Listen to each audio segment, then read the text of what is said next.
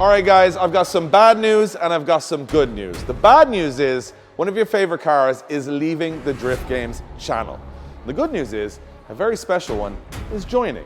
The one that's leaving is my beautiful JZX 90, and some of you are going to be very furious that I'm selling it, but when you find out what I'm buying, you might understand.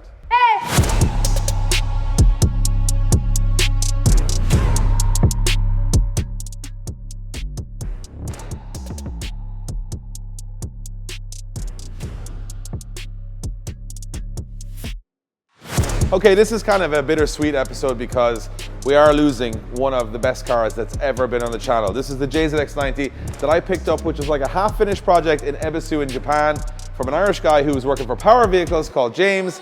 We finished it here in Ireland and it's absolutely perfect.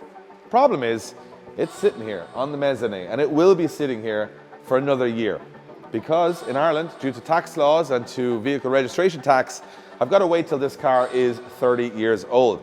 And that's over a year away, which I got pretty bored with. The car is finished, but I can't drive it. And for the last 2 years, I've been trying to get myself back into an AE86 Corolla. Not just any AE86 Corolla, a very, very special one.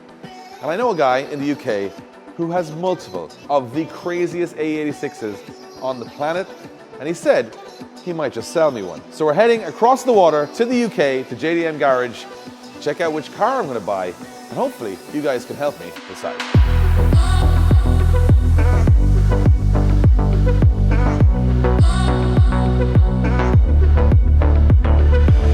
So we got the Jeep and trailer ready to go. We're gonna head to the UK.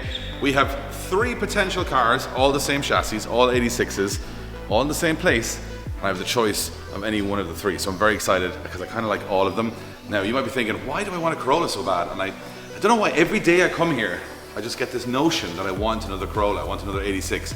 All right, obviously, in the corner we have the BR 86, which is a very famous car, and it's not for sale and we don't own it.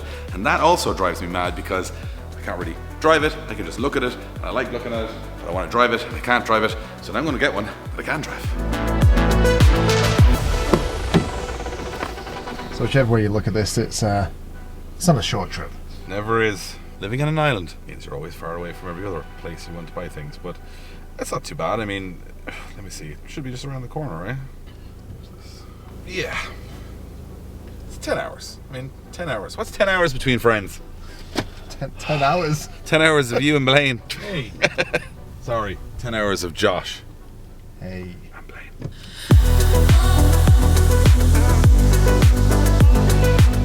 So we have landed in Wales. Holyhead. It is 11:30 p.m. and we're playing a game of how long can I drive before I'm too tired and we need a hotel. So keep you updated.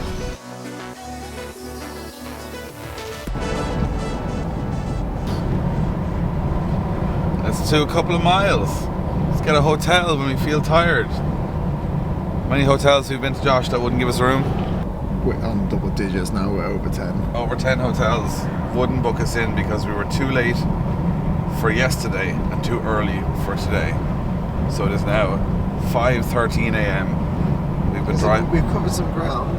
We've driven for 4 or 5 hours. Lost about an hour on the hotels. I did 17 reverse maneuvers out of Premier Inn car parks. And now I don't even know what we're doing. Are we just trying to get there in one go now? Like just sleep when we get there? You're turning off in 81 miles, which is you should have to think about the directions for a while. Having a great time.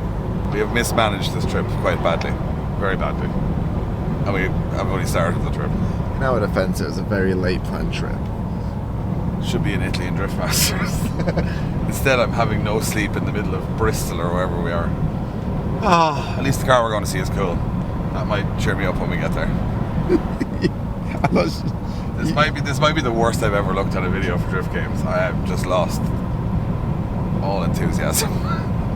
The glamour of the... You know what, you can just time-lapse this, Josh. People are like, oh, it was a great crack, they just went over. I'm like, this is the reality. No sleep. Poor planning. Usually we mask all this over. Look at Blaine, I'm sure Blaine's dead. Have we lost Blaine? Blaine just looks as bad as when himself anyways. Yeah. I don't think Blaine's talked in about 3 hours. I'm not sure he's still alive. Anyway, we plow on. Hopefully. We're up. So we found one hotel that would take us. We went to bed at 5:20. We got up at 11 a.m. Had some coffee. Time to go to our next stop. Feel fairly rough, if I'm going to be honest.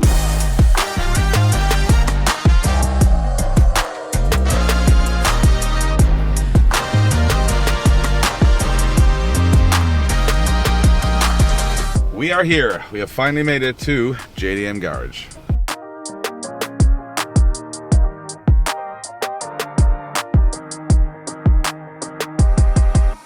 We are here at JDM Garage. We've been here quite a bit over the last year with this man Paul, because Paul brings in some of the most badass cars from Japan, and not just your regular stuff, very special, curated, taken ages to convince Japanese people to let go of their pride and joys and bring them here to the UK. He keeps a lot of them and he also sells some. And because we're now such good friends, and I've bought technically 4 cars in a year from the one man. I've bought the S15, which was beautiful, but we ended up running tax issues in Ireland, so I ended up coming back and buying an even better car, which is the two-tone PS13, which we have a big news on coming very soon.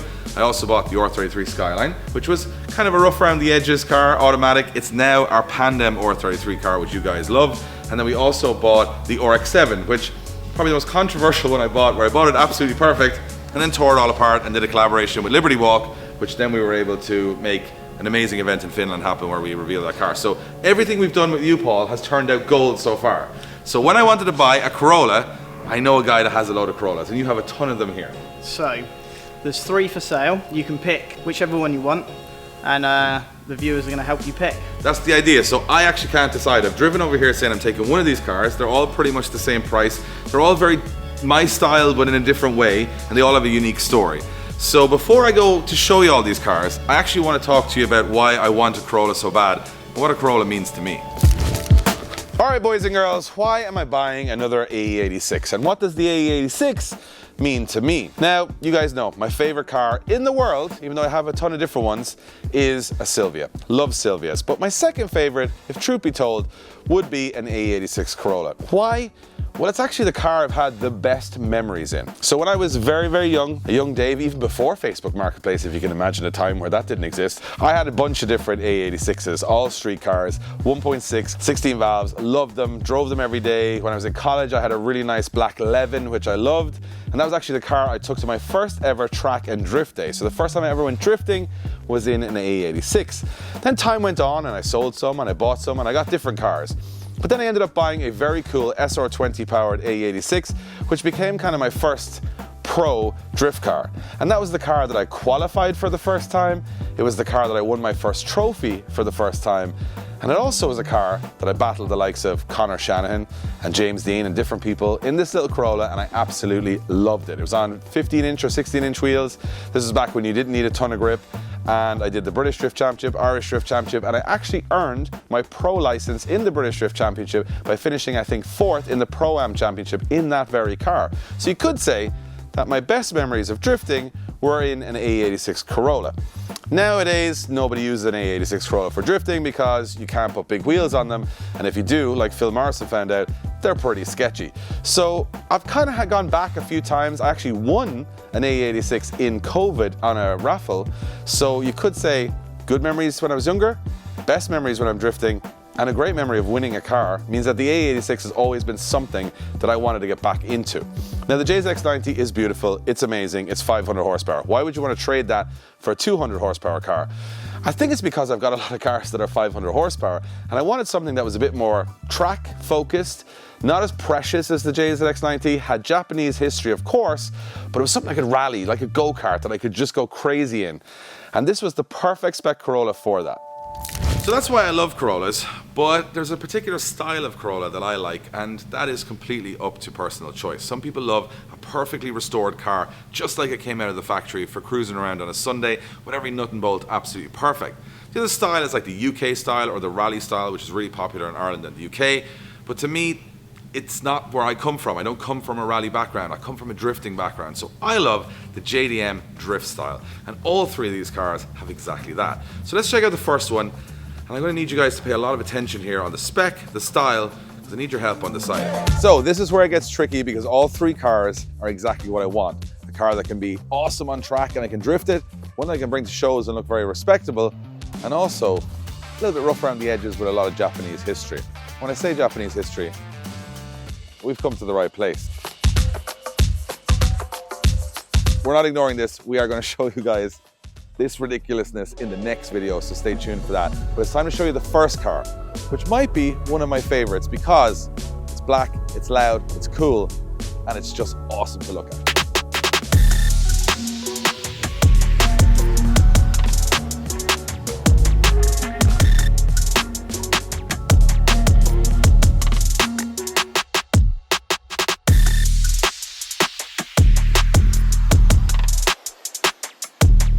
Our first contender is this beautiful black 1986 Levin. This to me is absolutely beautiful, and I'll tell you why, because it's got an interesting story. So this car was a team drift car in Japan. I'm going to put a photo of it right here. And it's been drifting around Nikko and Ebisu and all the cool stuff. So it's basically got that Japanese heritage, and it was built as a drift car. But it was a bit rough around the edges, so when it got to the UK and JDM Garage got their hands on it, they decided to make the outside look absolutely perfect, and I mean perfect.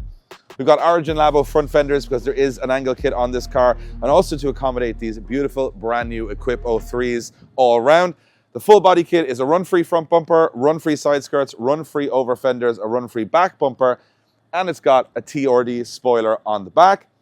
It's got white line rear. These are brand new, by the way, these rear lights. The front lights are brand new, the indicators are brand new, and the entire car has had full brand new glass put in from front to back. That's why it looks so clean. It also has had a full respray in original Toyota black. So to me, on the outside, this looks like a brand new car, and it has never seen a kilometer of driving in the UK since its full refresh. So from the outside, to me, it looks like a show car. But the inside is also a kind of a contrast.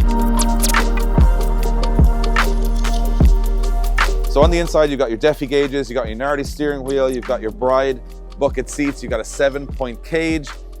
All the doors are all gutted out. And to be honest, I quite like this style on the inside, because if I want to take this to the track and it's an absolute minter on the inside, you're going to feel bad about driving it really hard, whereas this car has already been driven hard. And more importantly than all of this stripped out drift stuff on the inside is the spec. So I'm going to talk you guys through the running gear on this car, and that's kind of my selling point on this, because as much as it looks good on the outside, it looks very purposeful on the inside, the running gear is what makes the Corolla fun. So considering I want a car that I can bring to shows, looks pretty respectable on the road, will pass an NCT or the National Vehicle Test, which this should do on the outside, I also want it to be a track car at our new Sportsland track and at the bashes. That means the cage means I can tandem. But standard 16 valve Corollas, they're good, they're okay, they'll do donuts, but they won't do drifting, and I need it to do drifting. So this thing has got all the coilovers, all the suspension done, but the real important part is this, the 20 valve silver top from the AE101 Levin. This is a fully built engine. You got pistons, conrods, springs, retainers, it's got cams, it's got pulleys, it's got full ITBs, it's got a Link ECU G4X making about 210 horsepower on UK and Irish fuel, and everything in here is fit for purpose. As you can see, it does have the classic Japanese garden hose, which is on every single car you see from Japan.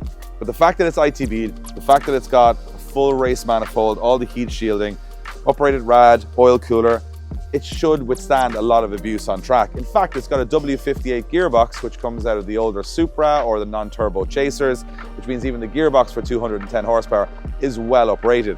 And in the back, got a TRD diff with a short ratio, which means that instead of trying to struggle into second gear, this thing should sing in third gear around Mondello, and it's basically good to go. The car has, I would say, nothing more it needs, bar a few little aesthetic touches to make it a beautiful car to sit at the show and on track. But it's got to pass one very important test before we make a decision on it. Can it do rings? If we want to do some rings, we've got to warm it up, right? The Link ECU, as you guys know, we sell Link ECU in the projects department. It's got a lot of protections in there, so you don't rally the car before it's up to correct temperature. So, I mean, it'd be rude not to do a cold start, right, to get it up to temperature. Oh, it's very tight. Small Japanese man was in this, not Dave. So, let's see how she sounds. Oh.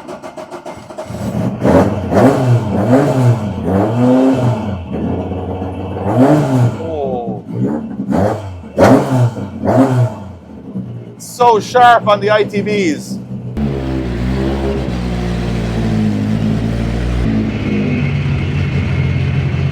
So with Corolla, there's only really one way you can do rings, and that is around the cone.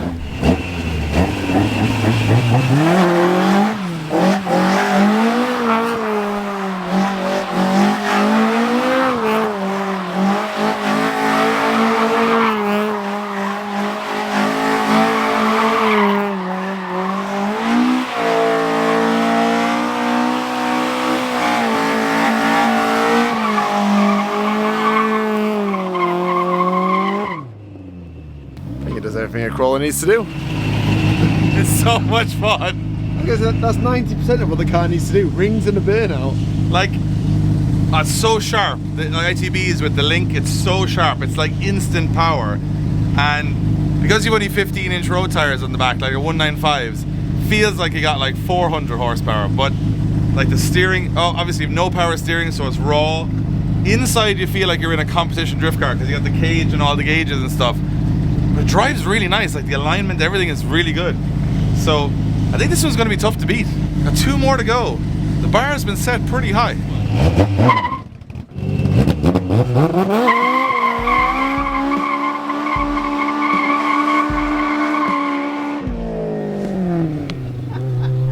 Almost embarrassed himself there. Okay, it's time for contender number 2, and it's going to be tough to beat that black Levin because that, I'm still buzzing. That was such a fun little drive in that. But this one is a very fancy one. And again, with the classic style of the Origin Labo and the good run free on the other one, this one is very classic. It's also very loud.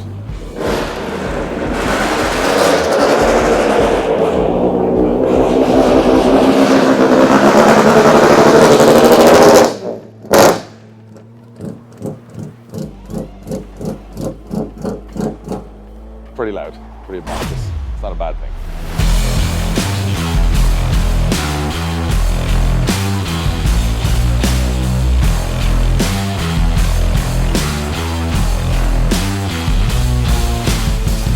Next up, another 1986 Levin, this one white over black, the classic panda look.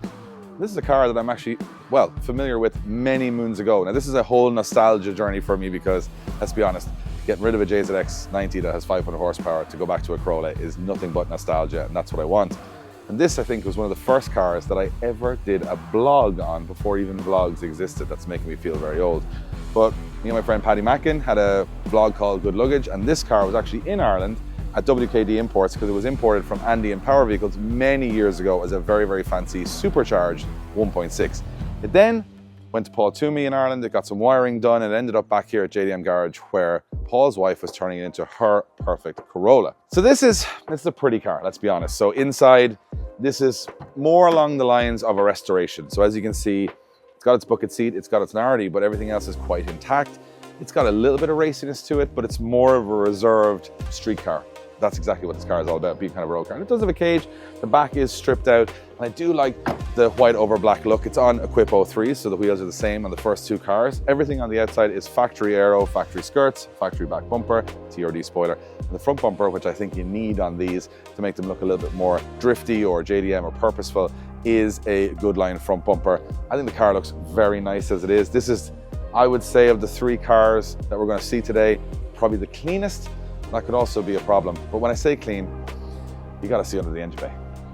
Boom. So this is the most special engine bay I've seen in a Corolla in a very, very long time. And it's also special because this is an NA car, it's a 16 valve, but has a very rare HKS stroker kit, which they call the 5AG. I'm not a Corolla guy, you can get onto Neil Sheehan at Juicebox if you wanna go down the rabbit hole, but this is perfection. Absolutely spotless, ITBs, manifold, every nut, bolt, even the headlights are pretty much brand new. So this car is essentially a restoration, but however, it's not completely finished. It still needs mapping, it still needs a few little bits to tidy up. So this is more of a, trying to go for a perfect Corolla with a little bit of work to do. So I can't drive it, I can't do donuts in it, I can't rev it because it still needs a little bit of work. So of all 3 cars, this is the one I can't drive in anger because it still needs some mapping done, it still needs some finishing off. It is almost like 90% there, and the potential of this car to be one of the best Corollas in Europe is there, but it's almost too clean for me in a way because it's absolutely spotless. I'm not sure you'd ever want to drive it in anger because it's so perfect, but the spec list is insane. I mean, this is basically an OEM plus car with all the original parts improved upon. and it looks absolutely spectacular.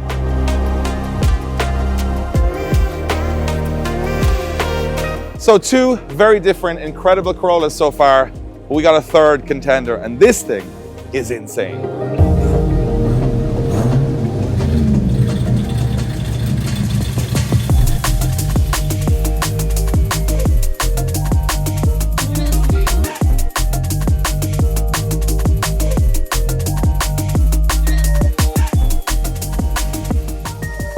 And our third choice, well, it is this insane Trueno. So this car has the pop-ups, which is different than the 211s we've seen. And Kazumi Shikoi, a legendary tuner in Japan, built this car in conjunction with Tech Arts many years ago. This is essentially your 16-valve purist's car. So it started life as a drift car, and then it was transformed into N2 Racing, which is kind of a Corolla race series in Japan. So it has the race heritage and the drift heritage. It's a little bit rough around the edges because this car has never been a show car, never been a street car. It has been purely for the track. It is on some old school SSR meshes, very period correct. It's got a mix of Tech Art body panels with TRD spoiler, and it's a whole kind of mishmash of stuff, but it works really well and looks really aggressive. I'm gonna start you guys by looking at the engine bay. And the difference between this and the other 2 cars, well, it's not ITB'd. It's on carburetors. So it's a 16-valve on carburetors, which is, I think if you're a Corolla guy, this is like the old school videos you've seen of the guys firing into corners and tracks. This is what it's all about. The build was quite a long time ago, so as you can see, some of the parts have been well used, well perished. There's been oil splashed here, there, and everywhere. A little bit of grime here and there, but it works perfectly. It's got all the good stuff. Got HKS oil cooler. It's got a fully built engine. It's raw, it's rough, it's ready. It's got TRD suspension on it. And as you can see, while it looks super cool, it has a lot of imperfections in the paint. It's got cracked bumpers. It's been drifted. It's got cable ties. And inside, well, it's as raw as they get. So you've got your carbon fiber inner door skins. You've got a carbon fiber dash, which is really, really cool. And you've got fiberglass doors with Perspex windows. So to me, this one more of a drift car than it'll ever be a street car, because everything is, you know, not built for Irish weather. But however, it is very raw, and you can see by the amount of clutch kicks this car has had, it's worn the paint completely through the floor and all the metal. So almost like a time warp of a car, really, because this is exactly as it was in Japan, a piece of history, something that you would have seen tearing around circuits, drifting. It's been in a lot of different, very cool 86 garages in Japan. So it's got all the funky bits, all the defies, full cage. It's got door bars in here. So this car is definitely not something that you're going to get through an NCT in Ireland. So the big decision for me on this one would be is if I just had a completely track only Corolla, this is the option. And it's probably as cool sounding, fun, on the money, purest Corolla you'll ever find this side of the world. So, I mean, realistically, you don't want to hear me talk anymore about it. You kind of want to hear it, right?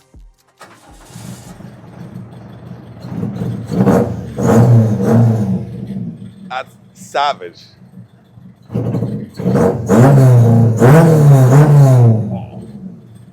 The 16 valve on carbs is the one. Sounds unbelievable. All right, Josh, so you've actually never been in a fast Corolla before, have you? No, when I went in was your slow one, the 1.6. That was a slow one. This one is going to be a different experience. So we're going to feel like we're going 400 miles an hour. We're probably going to be going 40 miles an hour. I've never actually driven a 1.6 carbed engine before, so I'm excited.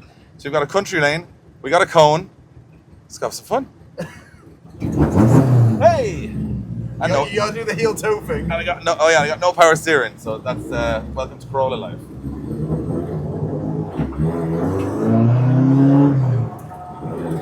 You give me the beans? You ready?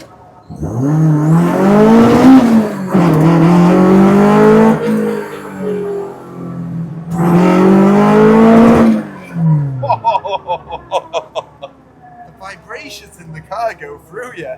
Doesn't it feel like a pro drift car?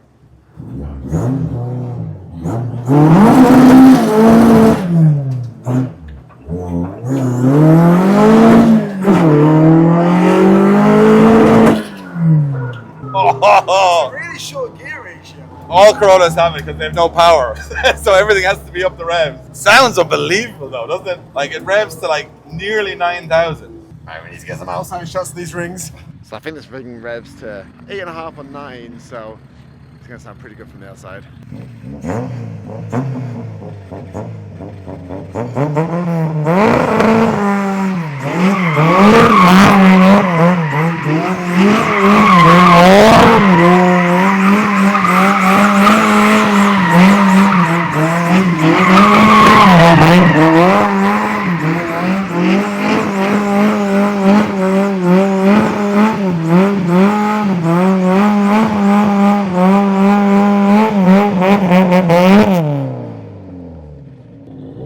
Pierces the ears.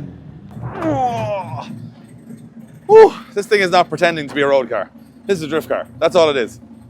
I've got to say, the noise is very addictive on that car. It's tricky because you're trying to do donuts on like 888s here or Yokohamas. And it's still, like, think about it this way. You're doing donuts on semi-slicks in the dry in a 1.6 car. So like, it has good go. It sounds awesome. Oh, this is gonna be a tough decision. So I think what we should do is get all 3 cars, line them up, and I'm gonna give you my thoughts on it, and then I wanna hear yours.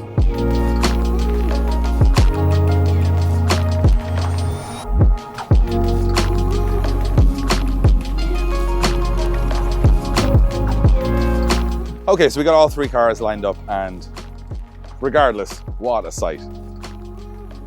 We're on a farm in the UK with 3 of the coolest Corollas in Europe, and now we got to make a decision. Now, we've never done this before because this video goes out about 2 hours after I'm saying this right now. We're staying in a B&B about 5 minutes away tonight. We're going to let your comments sort of lead the charge here, but I'm going to give you my thoughts after a very long, tiring trip. I'm now actually shaking and buzzing with excitement, which is exactly why I want to buy a Corolla, because they just give you that buzz of go-kart feel. So, we'll start here. This is the Tech Arts car, 16 valve with the carbs, all of the noises, tricky to do donuts on because it's on semi-slicks, more on the hill climb side, and it's pretty much a drift car. So if I was going to buy a drift car, maybe this is the way to go, because maybe I'm not going to drive them that much on the road like the other cars, and maybe I should just buy one dedicated to the track, go to the bashes, go to Sportsland, take it to the UK, take it to track days, and just have a blast and not have to worry about paint work and not have to worry about all that other stuff, and just have a raw experience. That's what that car is all about. This one is kind of half and half. On the outside, you've got a very beautiful Corolla. All the paint work, everything is absolutely immaculate, not a stone chip, not a mark. And on the inside, it's pretty much like a drift car. I like this one because the hard work's done, and all of the stuff on the inside that I'd like, you know, all the little bits and pieces that I can collect. I don't like doing too much mechanical stuff because I'm not a mechanic, as you guys know. So that's all done on this car. But when it comes to, like, you know, dressing up the interior, making it look cool, maybe doing a carbon dash and some new dials and like cool little trinkets, I like working on that stuff because it's not like make or break. So this one's kind of like the half and half. Could take it to all my track days, could take it to a show, and I could work on it myself. Then we come to this one, which is easily the best example of the 3 when it comes to an overall presentation.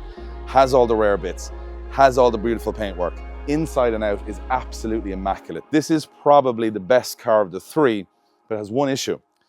Is it too clean? Is it too precious? Would I mind it too much? Would I not actually drive it that much and enjoy it because I'd be afraid of wet weather and, you know, someone running into me at a drift event, and just, would I protect it too much? Would I just leave it in the clubhouse and do nothing with it? That said, the potential to finish this car and make it probably one of the best examples of an A86 in Europe is really attracting me to it too. So price isn't a major difference. Because of the rarity and different parts and nostalgia and famousness in Japan and all that kind of stuff, they're pretty much the same value, which is crazy to think. It's also crazy to think they're 7 times the price of the first Corolla I bought about 15, 20 years ago. But they are getting rare in this condition. And I'm gonna let you guys have a little chat about it amongst yourselves in the comments. So I'm gonna say, if you want the white car, say white and why you think I should pick this one. The black car, say black and why I should pick this one. And the silver, well, the same thing in the comments. We're staying tonight, we're gonna have some food, we're gonna get some sleep. We had a long night last night. We're taking one of these homes. We've got an empty trailer with us. We're taking one of the cars home. Whether it's track, half and half, or absolute classic. We're gonna let you guys decide. This is a very impromptu episode. We don't normally do this, but we are very, very grateful to all of you for watching our videos. So why not let you guys have some input in what car we buy and do as a new project on the channel. So we're gonna go watch your comments right now, and we're gonna see tomorrow which one they like.